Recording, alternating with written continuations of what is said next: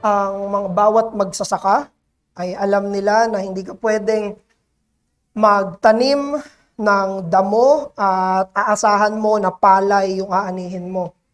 Hindi mo pwedeng kaligtaan o ineglect yung isang field at aasa ka na magkakaroon ng harvest. Merong itinalaga ang Panginoon dito sa mundo, dito sa creation na order. You reap what you sow. Aanihin mo kung ano ang iyong itananim. At dito sa talata na ipapangaral natin ngayong umaga, itinuturo ulit ni Apostol Pablo itong prinsipyo na ito. Pagdating naman sa espiritual na buhay, ang espiritual na buhay natin ay parang isang palayan na bawat desisyon, bawat pinipili natin, bawat ginagawa natin, bawat iniisip natin, bawat aksyon natin, yan ay mga buto. Yan ay mga binhi. Ang lahat ng ginagawa natin, mga desisyon natin, ay mga tanim natin. And sooner or later, aanihin natin ang lahat ng mga itinatanim natin. They will have eternal consequences. Aanihin natin sa walang hanggan ang mga pinili natin sa buhay natin dito sa mundo. Kaya tumayo tayo, babasahin natin ang talata kung saan nanggagaling yung truth na yan. Sa Galatians chapter 6, verses 7 hanggang 9. Galatians chapter 6, verses 7 hanggang 9. Kung maaalala nyo, ito ay part ng sermon series natin sa Galatians. At nandito na tayo sa huling chapter, pangalawa sa pinakahuling pangangaral natin sa book of Galatians. We started this year, first Sunday ng January sa Galatians 1:1. Nandito na tayo at magtatapos sa aklat ng Galatians. Let's read the blessed word of the Lord. Galatians chapter 6, verse 7. Do not be deceived. God is not mocked. For whatever one sows, that he will also reap. For the one who sows to his own flesh will from the flesh reap corruption. But the one who sows to the Spirit will from the Spirit reap eternal life.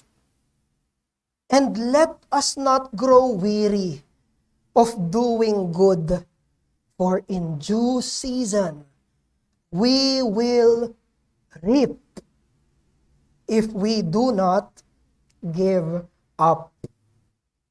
Ito ang salita ng ating Panginoon. Makakaupo na po tayo. Okay, so tayo ay nasa Galatians chapter 6 na. At sa Galatians chapter 6, I am arguing na ito na yung specific na mga examples or cases kung papaano pinapamuhay yung nasa Galatians chapter 5 na kalayaan sa spirito. Galatians chapter 5 verse 1, you have been live as free because you have been set free. Pinalaya na kayo, kaya't mamuhay kayo ng malaya. Buong Galatians chapter 5, about sa pagkilos ng banal na spirito sa mga mananampalataya na pinatawad ayon sa pananampalataya. Sila ay kinikilusan ng banal na spirito, may bunga ng banal na spirito, pinapangunahan ng ikatlong persona ng Diyos. Yan ay mga general truth sa Christian life.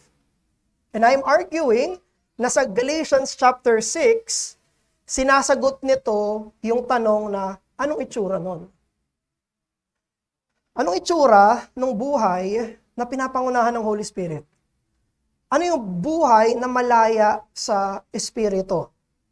At dito sa chapter 6, iniisa-isa natin, nakatatlong pangangaral tayo sa chapter 6 tungkol sa specific na mga pangyayari kung saan pinapamuhay yung totoong ebanghelyong pamumuhay. Una, sa verse 1, di ba, nakita natin, kapag nagkasala yung kapatid, ano yung spirit-led life? Itatama yung kapatid. Yun yung fruit of the Spirit. Ang fruit of the Spirit ay kapag may nagkasalang kapatid, itatama. Nandun yung, anong itsura nun? Nandun sa Galatians 6:1. Ano pa? Kung ang kapatid ay merong mabigat na pinagdadaanan, mabigat na pasanin na hindi para sa isang tao lamang, anong sinabi sa verse 2 hanggang verse 4? Ang ebanghelyong kalayaan at pinapangunahan ng Espiritu ay inuudyukan yung mga mananampalataya na tulungan yung isa't isa. Chapter 6, verses 2 hanggang verse 4. Ganon din sa verse 5. Kung dahil tayo ay merong responsibilidad sa harapan ng Diyos, hindi natin yung ipapasa sa iba at iaasa sa iba yung sarili nating responsibilidad sa harapan ng Diyos. Kristiyanong kalayaan yon. At yun ay bunga ng banal na Espiritu. At isa pa, yung pangangaral natin last Lord's Day regarding our very sensitive topic, very controversial topic, pera. Pero dito nakikita yung kalayaan ng banal na Espiritu. Dito nakikita yung bunga ng Espiritu na sa usapin ng pananalapi, hindi ganid kung hindi bukas palad.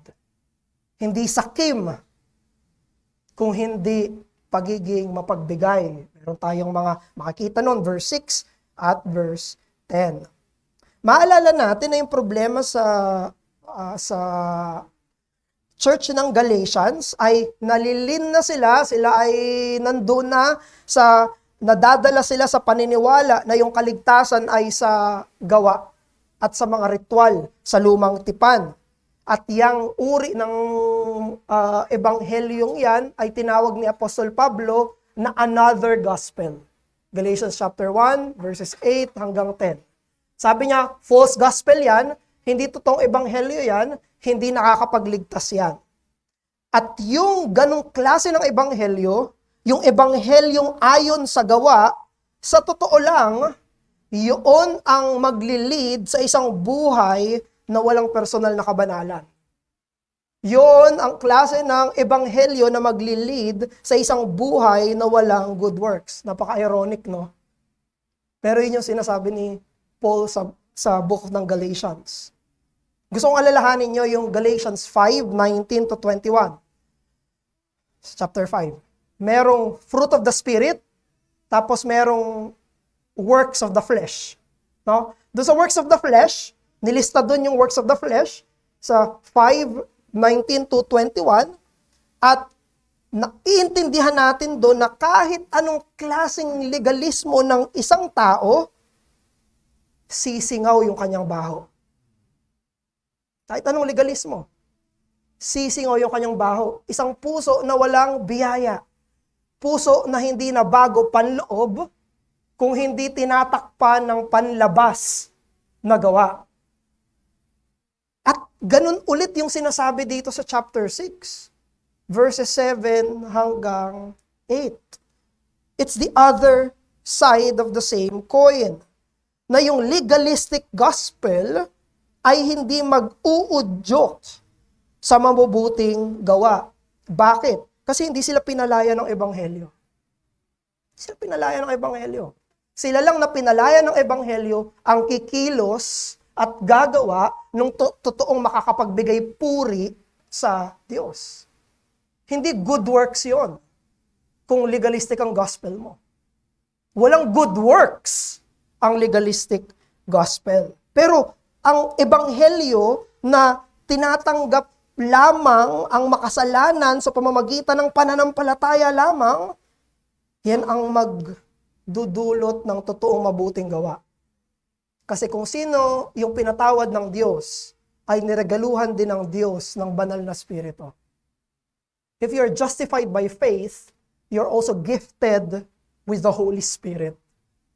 Yun yung sinasabi ni Apostle Paul. chapter 1 hanggang chapter 4, we are saved by faith alone, in Christ alone. Chapter 5, sila na mga na-save by faith, by grace in Christ, sila ay tinatahanan ng banal na Espiritu. Same persons. Kahit napaka-ironic, kapag ang salvation ay hindi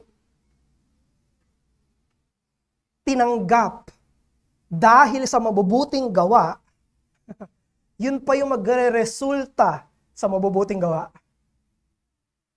At yung kaligtasan na pinipilit bilhin ng mabubuting gawa, yun pa ang nakalulungkot na magre-resulta sa makasalanang gawa. It's very ironic, pero yun yung sinasabi ni Apostle Paul sa Book of Galatians. Sinasabi niya, tignan nyo, napaka-legalistic ng gospel, false gospel nyo, tapos kayo yung nagkaagatan. Napaka-legalistic ng gospel nyo, tapos yung works of the flesh, yun yung namamayani. Tignan nyo, yung gospel nyo ay false gospel, pero ito, ang nagdudulot ng maling klase ng pamumuhay. On the other side, yung totoong ebanghelyo ng chapter 1 hanggang chapter 4 ay magdudulot ng tamang pamumuhay. Chapter 5 at chapter 6. Isang pamumuhay na ayon sa kautusan ng Diyos at magbibigay puri sa ating Diyos. Dito sa text natin, alam natin na yung good works na sinasabi dito sa verse 7 hanggang 9 ay may kinalaman dun sa financial context ng verse 6 at ganon din ang verse 10. Ang mabubuting gawa dito ay definitely bunga ng pagiging tagatanggap ng kaligtasan mismo ng Panginoon. Ibig sabihin, yung totoong ebanghelyo ay nakakaapekto sa ating desisyon, ating disposisyon, sa ating aksyon. At yung ating mga aksyon ay makakaapekto sa ating eternidad. Makakaapekto sa walang hanggan. Binabanggit ni Apostle Paul yung natural law ng agricultural at farming na setting. Binabanggit niya dito na mayroong tinatanim, mayroong inaani, mayroong buto na inilalagay sa lupa, tapos maya-maya, later on, aanihin natin kung ano yung itananim natin. At sinabi niya, that is also applicable sa ating spiritual na pamumuhay. Ang mabubuting gawa natin ay dinedescribe ni Apostle Paul na para tayong nagtatanim. And later on, we will be harvesting either eternal blessing or eternal damnation. Whatever one sows, that will he also reap. From the one who sows to his own flesh, will from the flesh reap corruption. But the one who sows to the Spirit, will from the Spirit reap eternal life. Verse 7 hanggang verse 8. Again, our gospel affects our works, and our works affects our eternity. Pero gusto kong bigyan ng linaw dito sa tinuturo ni Apostle Paul na to. Hindi sinasabi ni Apostle Pablo na yung mabubuting gawa natin ang magdadala sa atin sa langit. Okay, very clear si Apostle Paul. Yun mismo yung sinasabi niya for the last chapters. No? Pero totoo na yung mga kasalanan natin ang magdadala sa atin sa impyerno. Hindi totoo na yung mga kabutihan natin, ano mga iniisip natin, kabutihan natin sa sarili natin, hindi yan magdadala sa atin sa Diyos. Pero, yung mga kasalanan natin, paglabag natin sa Kanya, yung flesh natin na tinataniman natin, that will lead us to eternal damnation. Ebanghelyo lamang na tinatanggap sa pananampalataya lamang ang magdadala sa atin to eternal glory.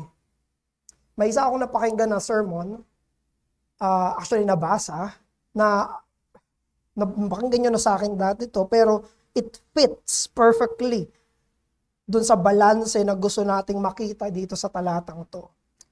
And I quote, sabi doon sa isang sermon ng isang Reformed Baptist pulpit, sabi doon, "No one goes to heaven by good works, but no one also goes to heaven without good works." Ganda. Very inaalis yung mga mali na mga paniniwala, no? Wala pupunta sa langit dahil sa kahit anong ginawa niya na mabuti, pero wala ring pupunta sa langit na walang ginawa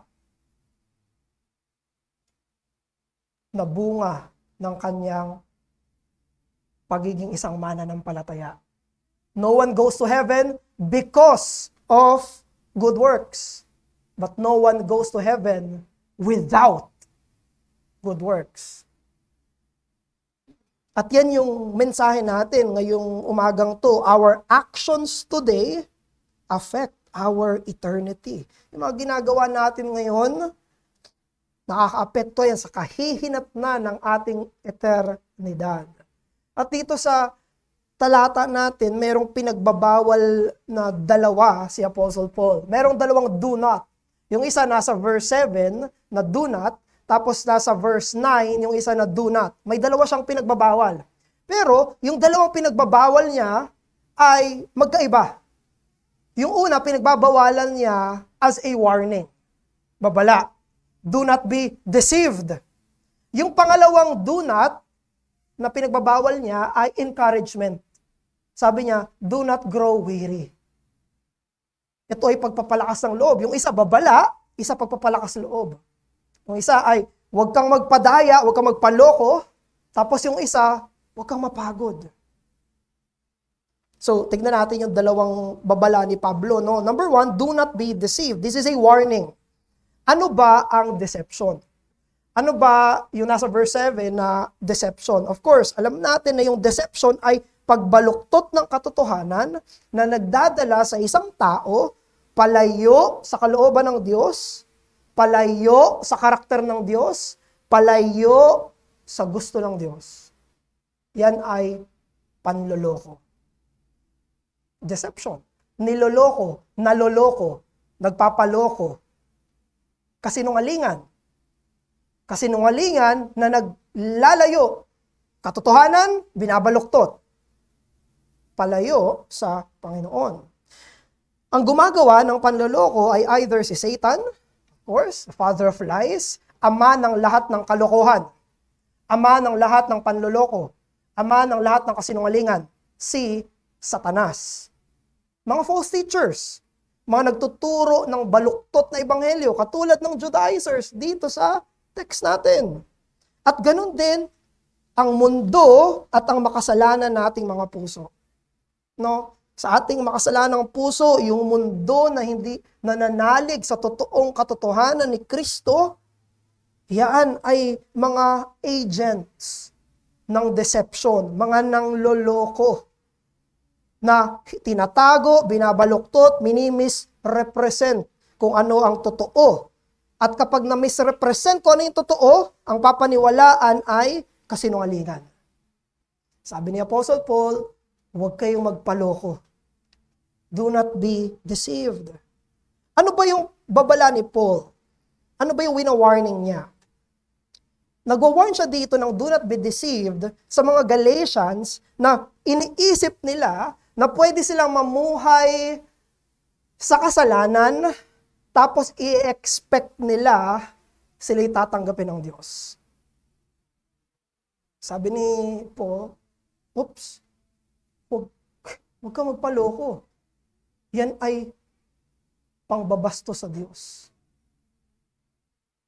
Huwag mo isipin na pwede ako mamuhay sa kasalanan tapos okay lang to sa Diyos. Sabi ni Paul, no, do not be deceived. Kasi ano mangyayari kapag naniwala tayo sa deception na yon? God is mocked. nababastos yung Diyos. Hinahamak siya. Paano nahahamak yung Diyos? Paano siya namamak? Kapag iniisip nung mga taga-Galatians na nasatisfy na naman namin yung gusto ng Diyos sa pamamagitan ng ceremonies, circumcision, Old Testament na mga ginawa namin, mga Old Covenant, thingamajigs, kung ano man yung mga inutos sa Old Testament, gawin namin yung mga yon. Okay ka na, Panginoon. Pwede na kami mamuhay kung ano yung gusto namin. Yan ang pag-iisip ng legalistiko. Ang pag-iisip ng legalistiko ay maibibigay ako sa Diyos na gusto niya, tapos pwede ko nang gawin yung gusto ko. Sa ganyang uri ng pag-iisip, nahahamak yung Panginoon. Na para bang bata ba yung Diyos? Na pwede mong linlangin, lukohin? Na para bang, sige na, bigay ko sa'yo. Pasayaan mo na ako. Ganyan mag-isip, yung legalistic. Kaya yan yung ina-address ni Apostle Paul. Sabi niya, no, but hindi mo pwedeng lukohin yung Diyos. Alam niya lahat. At dapat siya sa lahat. Ang ibibigay sa kanya ay hindi ritual. Na parang yun yung gusto niya. Kung maalala niyo sa Old Testament, di ba? Kinondem ng Diyos maging rituals. Sabi niya, huwag na kayo mag-alay. Sabi niya nga, sa Malakay yata. I could be wrong. Sinabi niya nga, sarado niyo yung church. Isipin niyo, Panginoon, nagpasarado ng worship.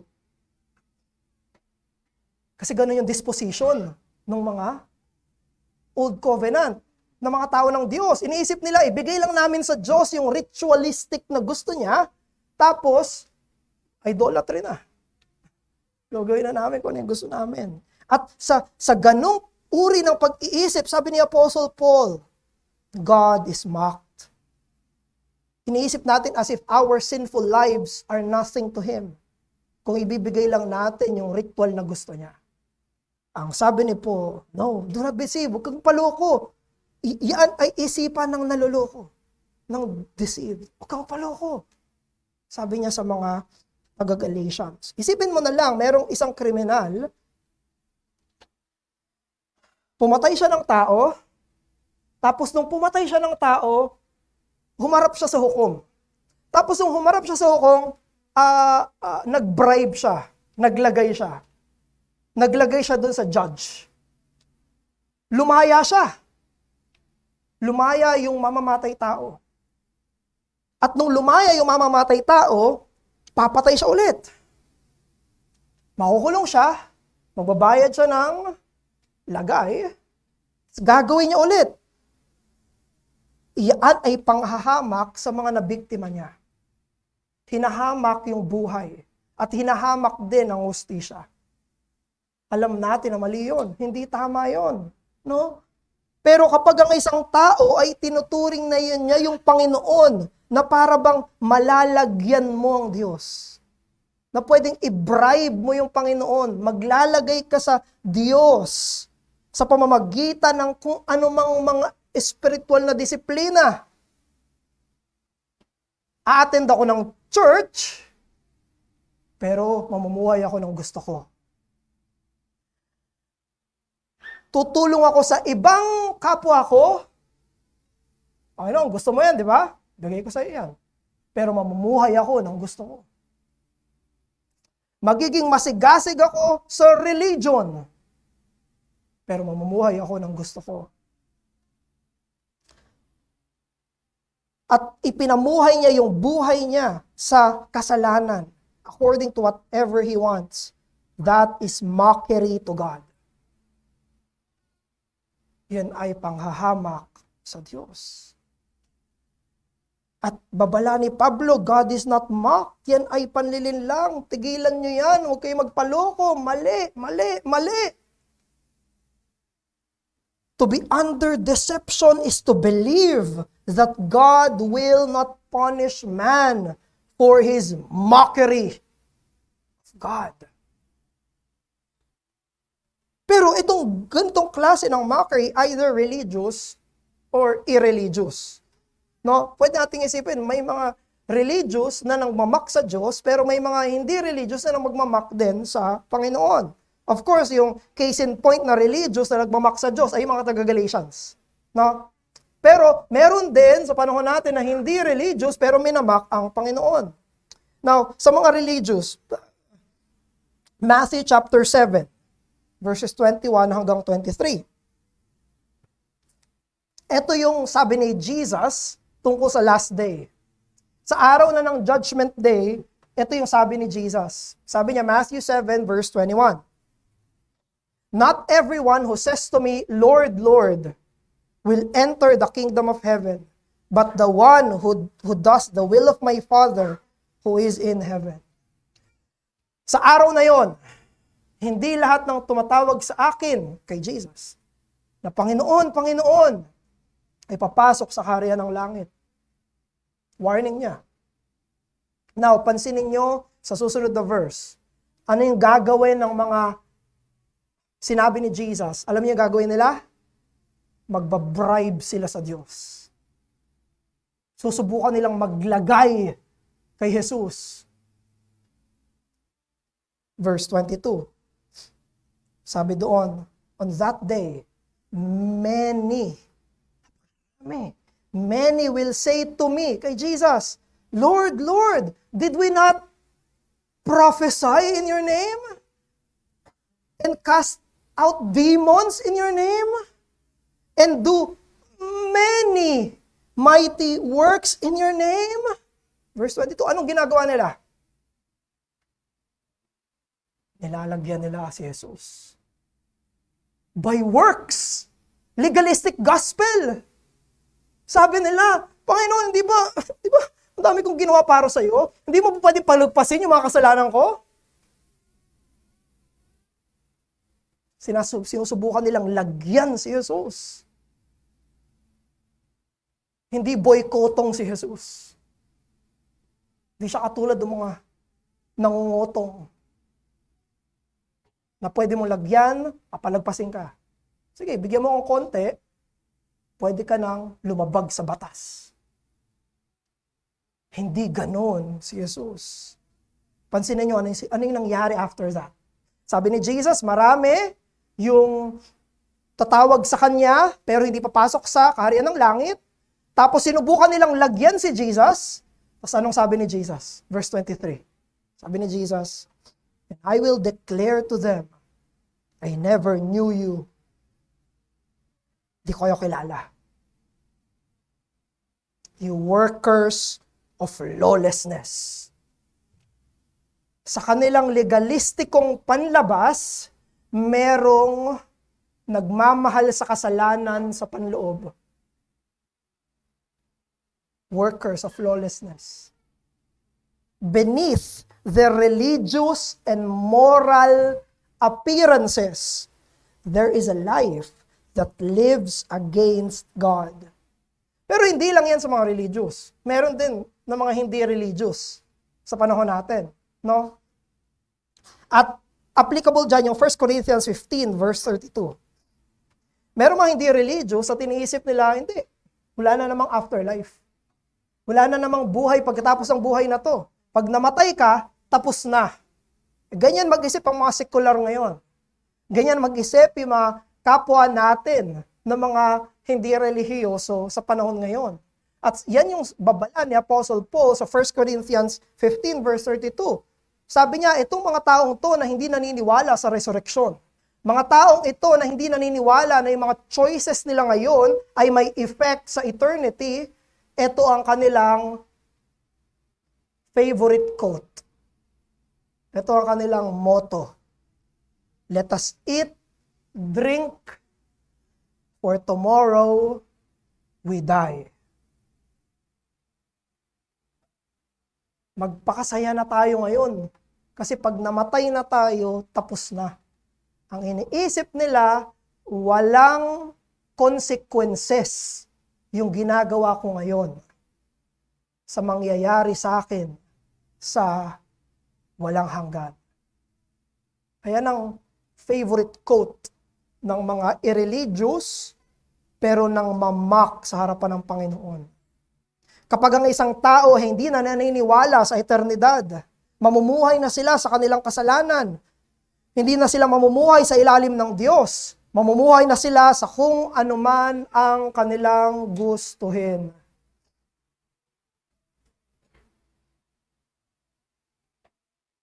At pansinin nyo, ang mga na-excommunicate sa ating church.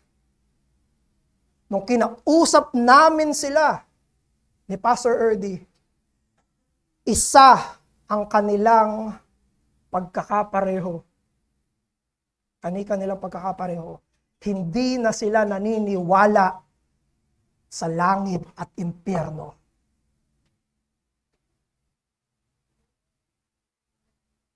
Suddenly, hindi na naniniwala na may langit. Suddenly, hindi na naniniwala na may impyerno. Bakit? Dahil kung totoo ang walang hanggan, dapat silang magsisi. Pero dahil ayaw nilang magsisi, hindi na sila naniniwala na may consequence yung ginagawa nila ngayon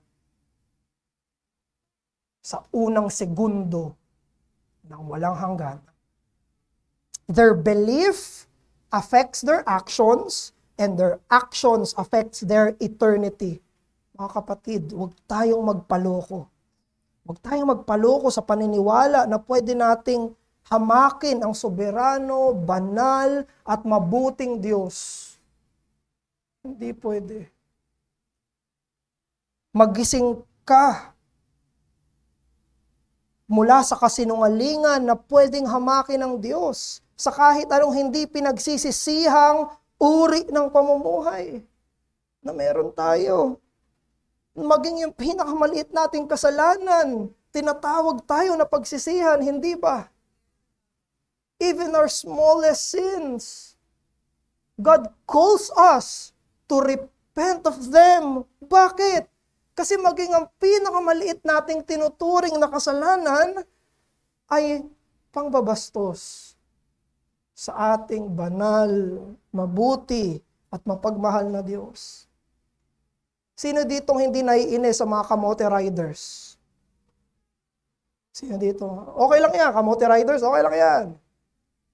Sino hindi naiinis? Yung mga kamote sa daan, na nag-exhibition pa, nagsusuperman pa, habang nasa kalsada, nakikipagkarera sa hindi naman karera, nag-overspeeding. Alam niyo yung ginagawa nila? Hinahanok nila ang sarili nilang buhay. They're mocking their own life. At hindi lang yun, hinahamak din nila yung buhay ng iba, ng mga kapwa nila nasa kalsada. Ano pa? Hinahamak din nila yung batas na nilagay ng Diyos. Iniisip nila, wala yung gravity na yan.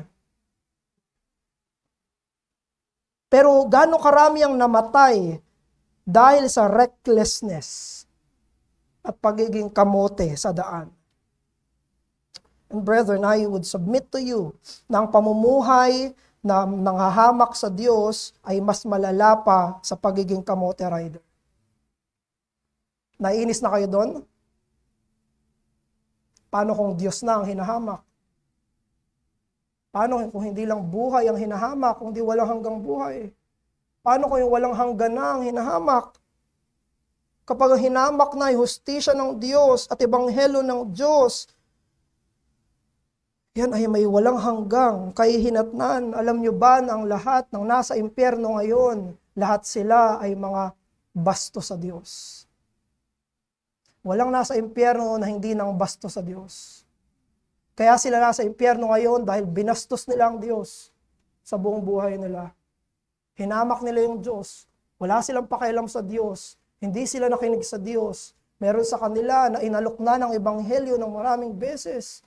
Pero tumanggi sila na naipangahamak sa Diyos.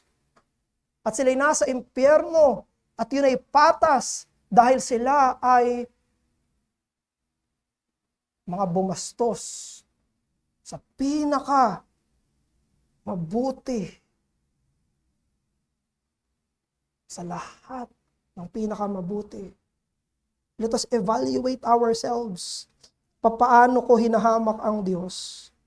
Ano yung mga makasalanan kong disposisyon na itinatanim ko na pwedeng magdulot sa aking walang hanggan? Alam nyo, walang tao na hindi nanghahamak sa Diyos. Lahat tayo.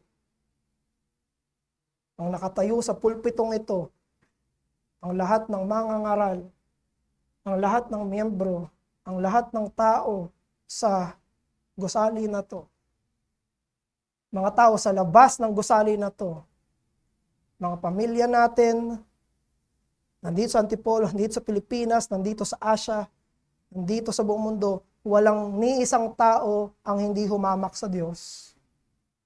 Sa ating kasalanan, hinamak nating lahat ang Diyos. Pero salamat sa Kanya dahil sa Kanyang krus. Sa krus ng Panginoong Hesukristo, binago Niya yung Kanyang mga mananampalataya. Mula sa pagiging humahamak sa Diyos, sila na ngayon ay mga nagbibigay ng saya sa Diyos. From being mockers of God, now they are living as pleasers of God. Nang gusto na nila, sila na mga naligtas, sila na mga benepisyaryo ng krus.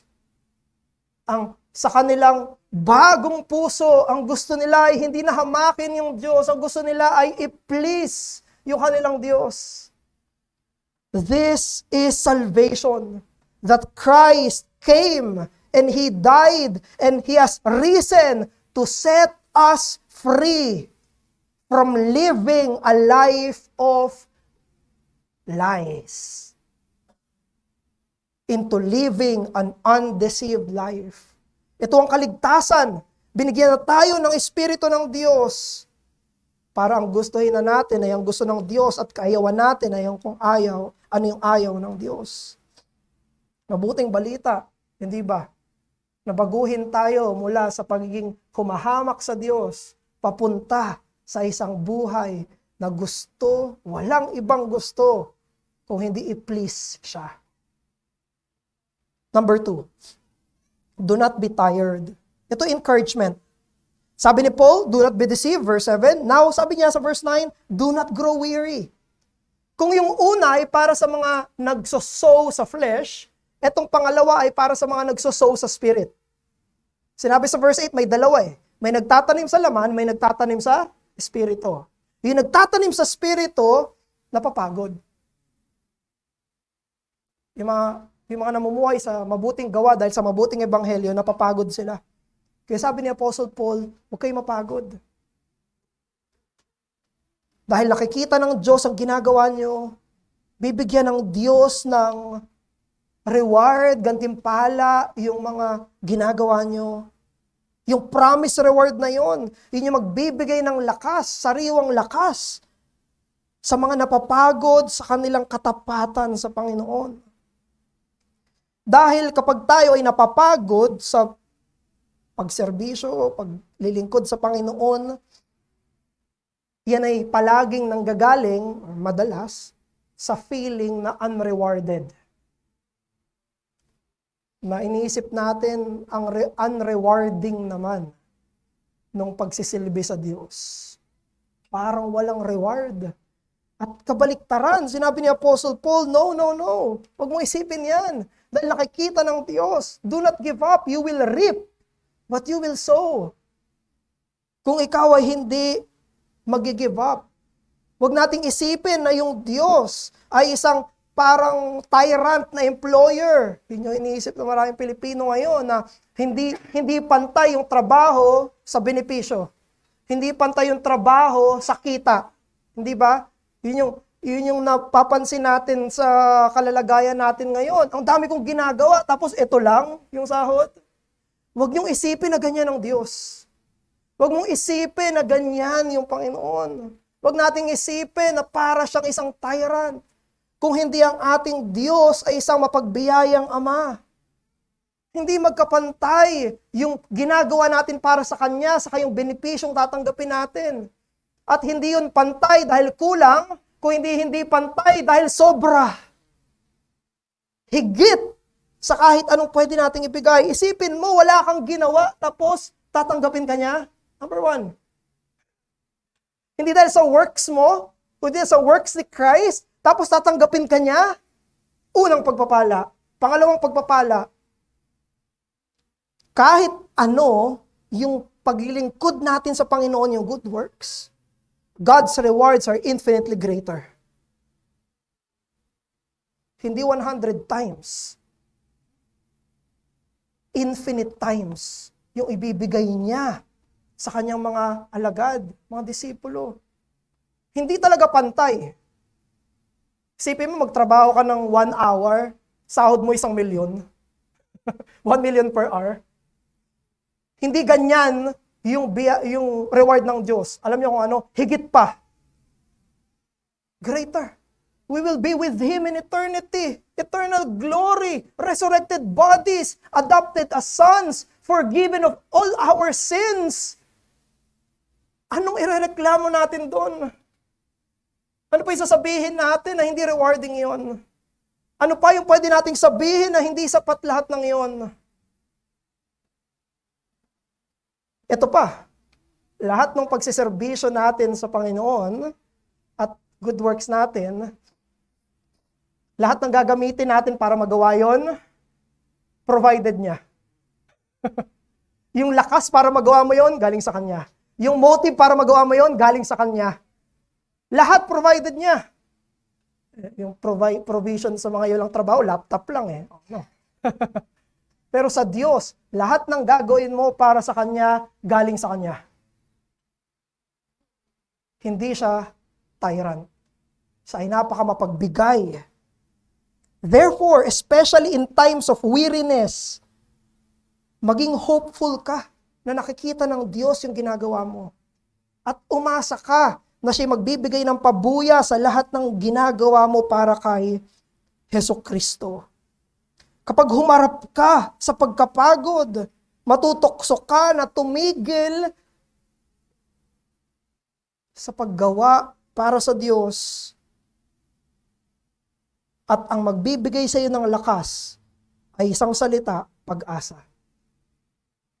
Pag-asa sa hindi nayayanig na pangako niya.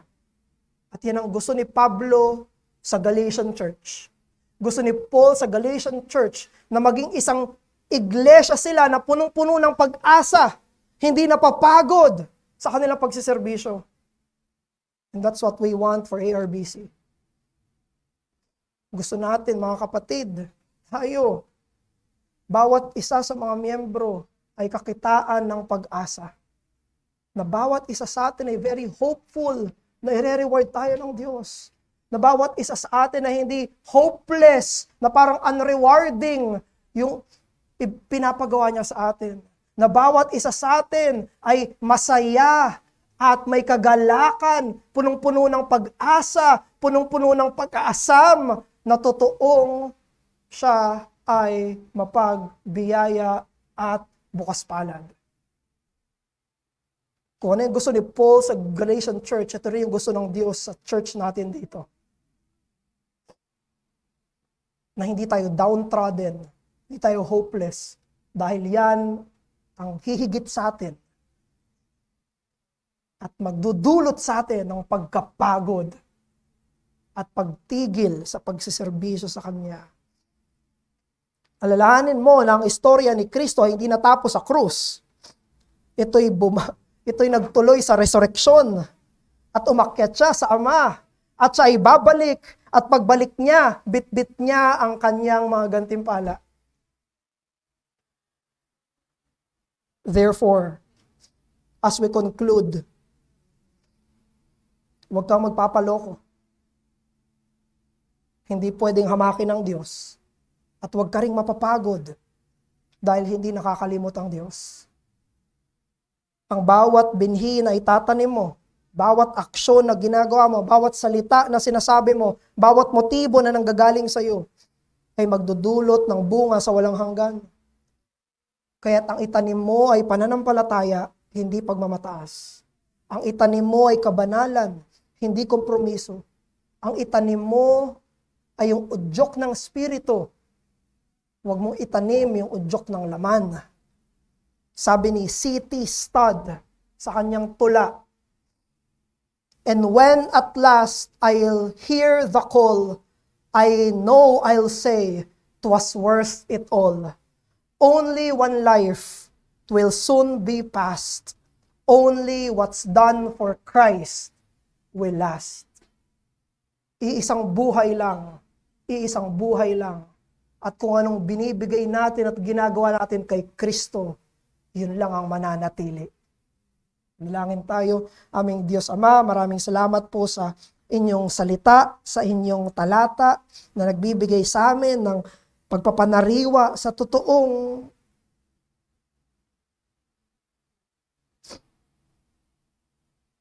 realidad. Ang bawat ginagawa namin ay aanihin namin. Ng lahat ng ginagawa namin dito sa lupa ay pagtatanim namin. Panginoon, patawarin niyo po kami dahil nagtatanim kami sa laman.